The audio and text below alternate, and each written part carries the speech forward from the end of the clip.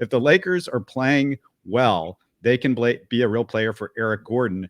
And whenever any Laker pundit mentions them, they insist they need more shooting around LeBron and Anthony Davis. So, I mentioned to you a Patrick Beverley, Kendrick Nunn, maybe a second round pick for Eric Gordon appears to be an ideal trade. What did you think of that one? For the Pat Beverley, I know he's not playing well right now in LA, but I would love Pat for a second round pick. And not that I'm low on EG, but just for some of the stuff we've talked about ad nauseum with trying to get the fours like with Tari and them, getting them more playing time. He is blocking off a lot of playing time for a lot of guys. Those EG 32 minutes a night is really kind of hampering a lot of players from getting their right exposure on the NBA level, including Tari and KJ and some of these other guys and some of the lineups that we want to see. Just for that alone, I mean, I would be willing to trade him probably for a early second round pick. But if you're going to throw in Pat Beverley, I don't really care about the Kendrick Nunn piece, but the Pat Beverley part is really where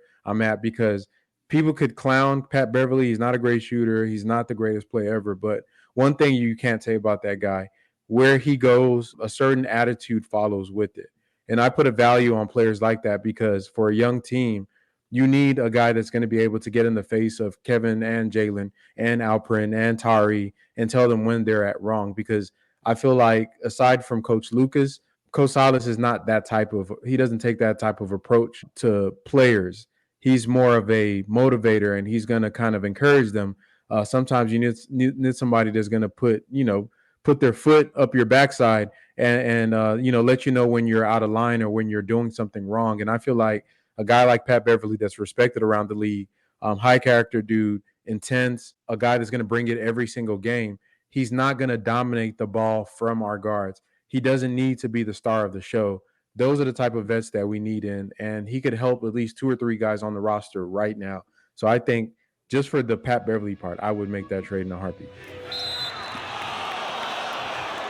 You're listening to Houston Sports Talk.